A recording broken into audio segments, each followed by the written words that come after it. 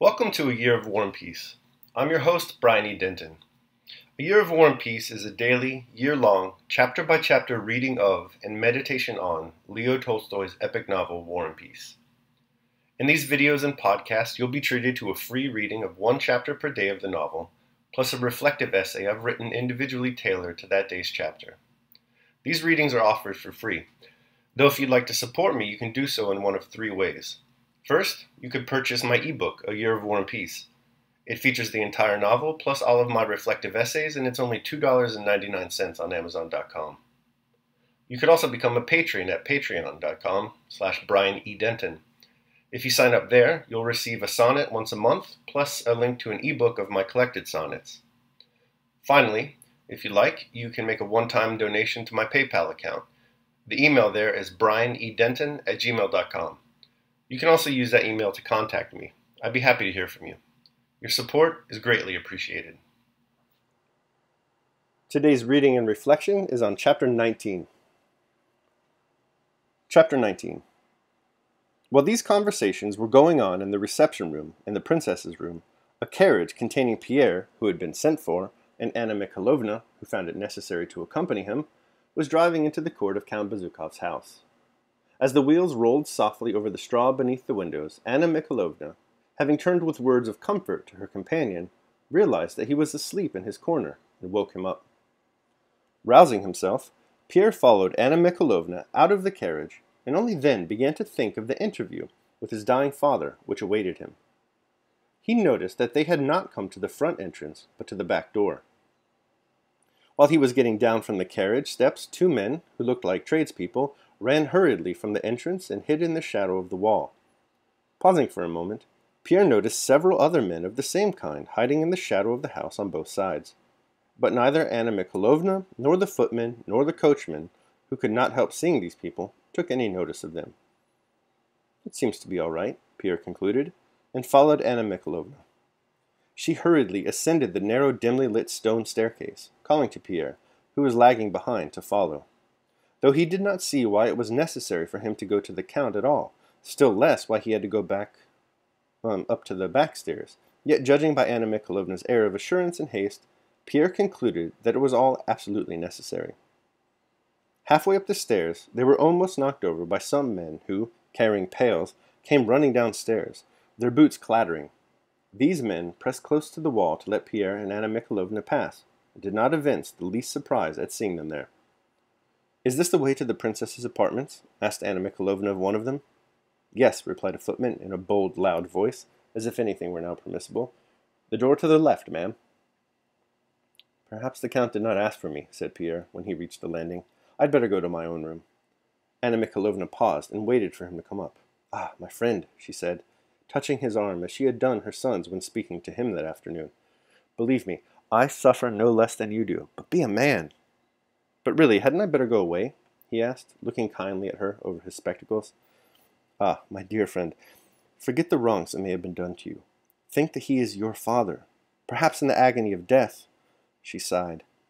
"I have loved you like a son from the first. Trust yourself to me, Pierre. I shall not forget your interests." Pierre did not understand a word, but the conviction that all this had to be grew stronger, and he meekly followed Anna Mikhailovna, who was already opening a door. This door led into a back anteroom. An old man, a servant of the princess's, sat in a corner knitting a stocking. Pierre had never been in this part of the house, and did not even know of the existence of these rooms. Anna Mikhailovna, addressing a maid who was hurrying past with a decanter on a tray as "my dear" and "my sweet," asked about the princess's health, and then led Pierre along a stone passage. The first door on the left led into the princess's apartments. The maid with the decanter in her haste had not closed the door. Everything in the house was done in haste at that time. And Pierre and Anna Mikhailovna in passing instinctively glanced into the room, where Prince Vasily and the eldest princess were sitting close together, talking. Seeing them pass, Prince Vasily drew back with obvious impatience, while the princess jumped up with a gesture of desperation and slammed the door with all her might. This action was so unlike her usual composure, and the fear depicted on Prince Vasily's face so out of keeping with his dignity, that Pierre stopped and glanced inquiringly over his spectacles at his guide. Anna Mikhailovna evinced no surprise. She only smiled faintly and sighed, as if to say that this was no more than she had expected. "Be a man, my friend. I will look after your interests," she said, in reply to his look, and went still faster along the passage. Pierre could not make out what it was all about, and still less what watching over his interest meant, but he decided that all these things had to be. From the passage they went into a large, dimly lit room adjoining the Count's reception room. It was one of those sumptuous but cold apartments known to Pierre only from the front approach, but even in this room there now stood an empty bath, and water had been spilled on the carpet. They were met by a deacon and a censor, and by a servant, who passed out on tiptoe without heeding them. They went into the reception room familiar to Pierre, with two Italian windows opening into the conservatory with its large bust and full-length portrait of Catherine the Great. The same people were still sitting here in almost the same positions as before, whispering to one another. All became silent, and turned to look at the pale, tear-worn Anna Mikhalovna as she entered, and at the big, stout figure of Pierre, who, hanging his head, meekly followed her. Anna Mikhalovna's face expressed the consciousness that the decisive moment had arrived. With the air of a practical Petersburg lady, she now, keeping Pierre close beside her, entered the room even more boldly than that afternoon. She felt that as she brought with her the person of the dying man wished to see, that her own admission was assured. Casting a rapid glance at those in the room, and noticing the Count's confessor there, she glided up to him with a sort of amble, not exactly bowing, yet seeming to grow suddenly smaller, and respectfully received the blessing first of one and then of the other priest. "God be thanked that you are in time," said she to one of the priests. "All we relatives have been in such anxiety. This young man is the Count's son," she added more softly. "What a terrible moment." Having said this, she went up to the doctor. "Dear doctor," said she, "this young man is the Count's son. Is there any hope?" The doctor cast a rapid glance upwards, and silently shrugged his shoulders. Anna Mikhalovna, with just the same movement, raised her shoulders and eyes, almost closing the latter, sighed, and moved away from the doctor to Pierre.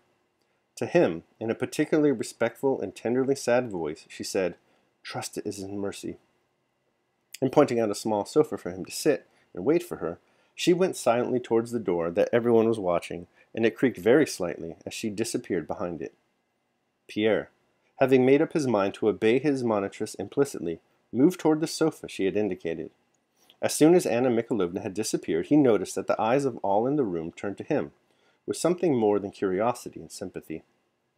He noticed that they whispered to one another, casting significant looks at him, with a kind of awe and even servility. A deference such as he had never seen before was shown to him. A strange lady, the one who had been talking to the priest, rose and offered him her seat. An aide-de-camp picked up and returned a glove that Pierre had dropped. The doctors became respectfully silent as he passed by, and moved to make way for him. At first, Pierre wished to take another seat so as not to trouble the lady, and also to pick up the glove himself and to pass round the doctors who were not even in his way. But all at once he felt that this would not do, and that tonight he was a person obliged to perform some sort of awful rite which everyone expected of him, and that he was therefore bound to accept their services. He took the glove in silence from the aide-de-camp, and sat down in the lady's chair, placing his huge hands symmetrically on his knees, in the naive attitude of an Egyptian statue, and decided in his own mind that all was as it should be, and that in order not to lose his head and do foolish things, he must not act on his own ideas tonight, but must yield himself up entirely to the will of those who were guiding him. Not 2 minutes had passed before Prince Vasily, with his head erect majestically, entered the room. He was wearing his long coat with 3 stars on his breast. He seemed to have grown thinner since the morning. His eyes seemed larger than usual when he glanced around and noticed Pierre. He went up to him, took his hand, a thing he never used to do, and drew it downwards, as if wishing to ascertain whether it was firmly fixed on. "Courage, courage, my friend. He has asked to see you. That is well." And he turned to go. But Pierre thought it necessary to ask, "How is—" and hesitated, not knowing whether it would be proper to call the dying man the Count, yet ashamed to call him father. "He had another stroke about an hour ago. Courage, my friend." Pierre's mind was in such a confused state that the word stroke suggested to him a blow from something. He looked at Prince Vasily in perplexity, and only later grasped that a stroke was an attack of illness. Prince Vasily said something to Lorraine in passing, and went to the door on tiptoe. He could not walk well on tiptoe, and his whole body jerked at each step. The eldest princess followed him, and the priests and deacons and some servants also went in at the door. Through that door was heard a noise of things being moved about, and at last Anna Mikhalovna, still with the same expression, pale but resolute in the discharge of duty, ran out, and touching Pierre lightly on the arm, said, "The divine mercy is inexhaustible. Unction is about to be administered. Come." Pierre went in at the door, stepping on the soft carpet, and noticed that the strange lady, the aide-de-camp, and some of the servants all followed him in, as if there were now no further need for permission to enter that room. That concludes my reading of Chapter 19 of War and Peace. I will now proceed to the reflection on the same. A Year of War and Peace, Day 19, Fate's Force. Olivia, that great Illyrian beauty of Shakespeare's Twelfth Night, found herself, as we all have one Saturday night or another, irresistibly attracted to a transvestite. This compulsive love, this fatal attraction, was not created within her own heart, as she understood it anyway, but rather it had been written by the cosmos itself.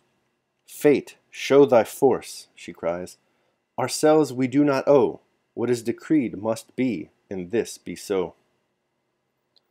A similar fatalism is an integral part of today's chapter of War and Peace, though with less cross-dressing.